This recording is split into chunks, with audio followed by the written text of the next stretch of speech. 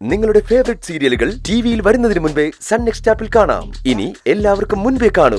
ഇപ്പോൾ തന്നെ sun next app download ചെയ്ത് സബ്സ്ക്രൈബ് ചെയ്യൂ.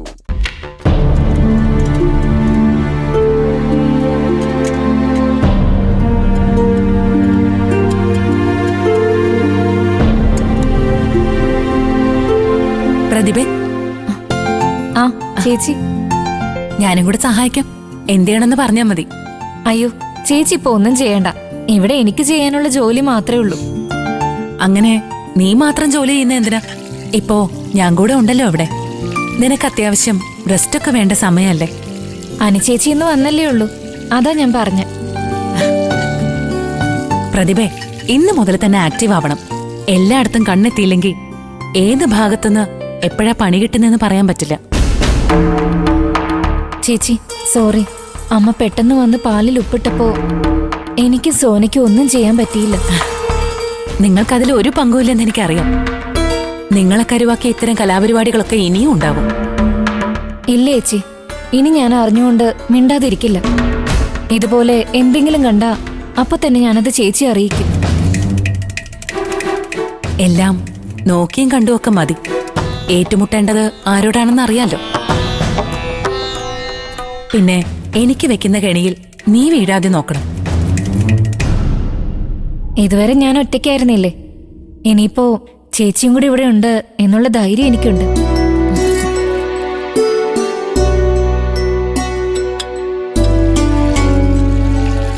പ്രതിഭേ, അമ്മ ആദ്യം ശ്രമിക്കുന്നത് നമ്മളെ തമ്മിൽ അകറ്റാനായിരിക്കും.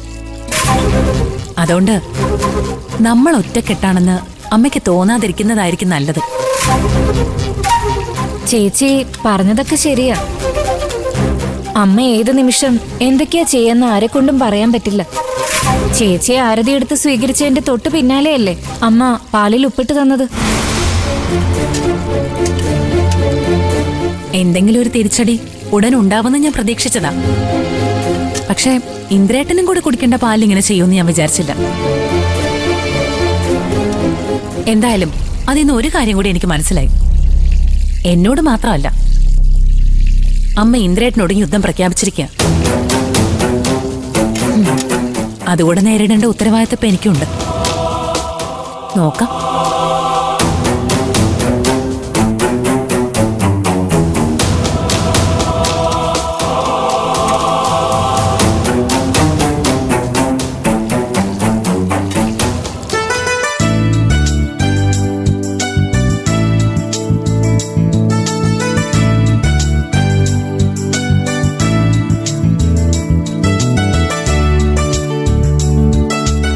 വിച്ചുമോൻ ഇവിടെ വന്ന് എല്ലാവരെയും കണ്ടപ്പോ ഹാപ്പിയായെന്ന് തോന്നുന്നല്ലോ. ഞങ്ങൾ ഒരുമിച്ച് യാത്ര പോയത് മുതൽ അവനാണ് ഏറ്റവും കൂടുതൽ സന്തോഷം. ആഹാ, ഇതൊക്കെ എന്നേ ആകാമായിരുന്നു. ഏട്ടൻ തന്നെയാ വൈകിച്ചത്. അമ്മയുടെ കാര്യം ഇത്രയേ ഉള്ളൂന്ന് മനസ്സിലായല്ലോ. നമ്മൾ സ്ട്രോങ് ആയി നിന്നാ അമ്മ താനെ ഒതുങ്ങിക്കോളും. അമ്മ ഇപ്പോഴും ഒതുങ്ങിയൊന്നൊന്നും പറയാറായിട്ടില്ല സത്യ. വന്നു കയറിയപ്പോ തന്നെയുള്ള ഉപ്പുപ്രയോഗം കണ്ടില്ലേ? ആ, അത്തരം അടുക്കള നുറുങ്ങുകളൊക്കെ ആണെങ്കിൽ കുഴപ്പമില്ല.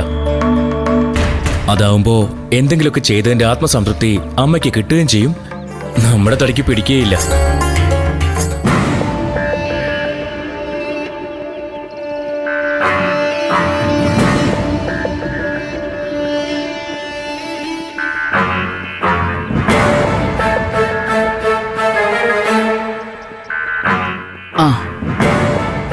നിങ്ങൾ ഇവിടെ ഇരിപ്പുണ്ടായിരുന്നോ?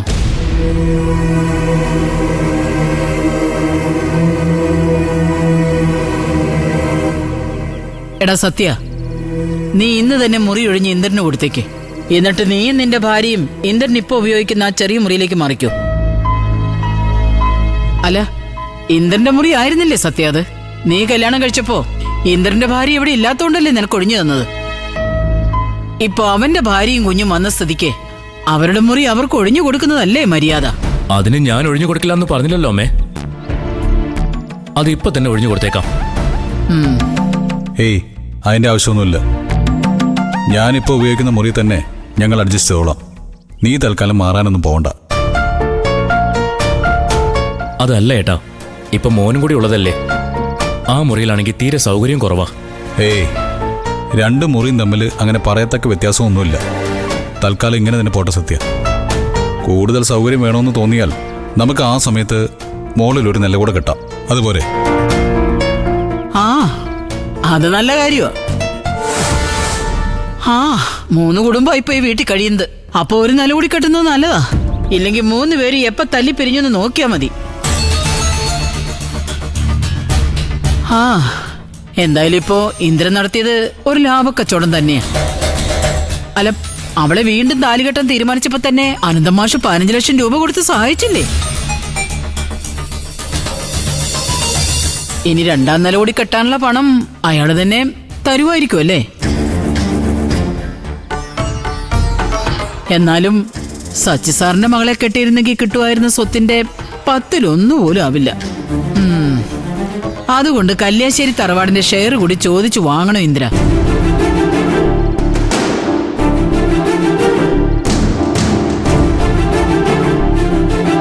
അമ്മയ്ക്ക് സ്വത്തും പണവും അല്ലാതെ വേറൊന്നും ജീവിതത്തിൽ ആവശ്യമില്ലേ?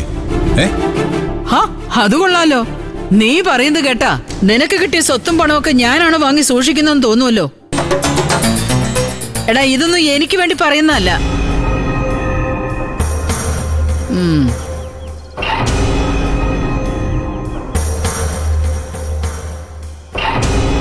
എടാ, ഞാൻ ഇനി എത്ര കാലം ഉണ്ടാവും? എനിക്കിനി സ്വത്തിന്റെയും പണത്തിന്റെയും ഒന്നും ആവശ്യമില്ല. ഇതൊന്നും ഇല്ലാതെ ഞാൻ എന്റെ മക്കളെ ഇത്രയും വരെ എത്തിച്ചല്ലോ. അല്ല, അവരാണ് എന്റെ സ്വത്തെന്ന് ഞാൻ ഇതുവരെ അഹങ്കരിച്ചിരുന്നു. ഇപ്പൊ അതും അല്ലെന്ന് മനസ്സിലായി. മക്കള് വളരുന്നതും കിളികൾക്ക് ചെറുവ് മുളയ്ക്കുന്നതും ഒരുപോലെയാ. പറക്കാൻ പ്രാപ്തിയായ ആരും ആരെയും പിടിച്ചു വെക്കരുതെന്ന് ഇപ്പൊ എനിക്ക് മനസ്സിലായി. നിർത്തി ഇന്ദ്ര, ഞാനതൊക്കെ നിർത്തി. ഇനി നിങ്ങൾ തരുന്ന വല്ല കഞ്ഞിയും വെള്ളവും കുടിച്ച് ഞാൻ ഇവിടെ എവിടെയെങ്കിലും ഒതുങ്ങി ജീവിച്ചോളാം.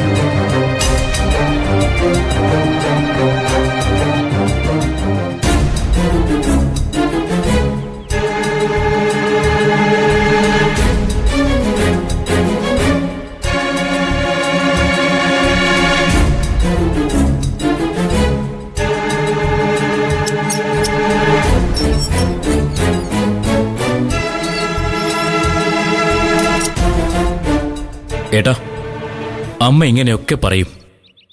അതിലൊന്നും വീഴരുത്. വീണ വീണ്ടും ഏട്ടൻ അമ്മയുടെ ദാസനായി തീരും. എടാ, എന്തൊക്കെ പറഞ്ഞാലും നമ്മുടെ അമ്മയല്ലേ.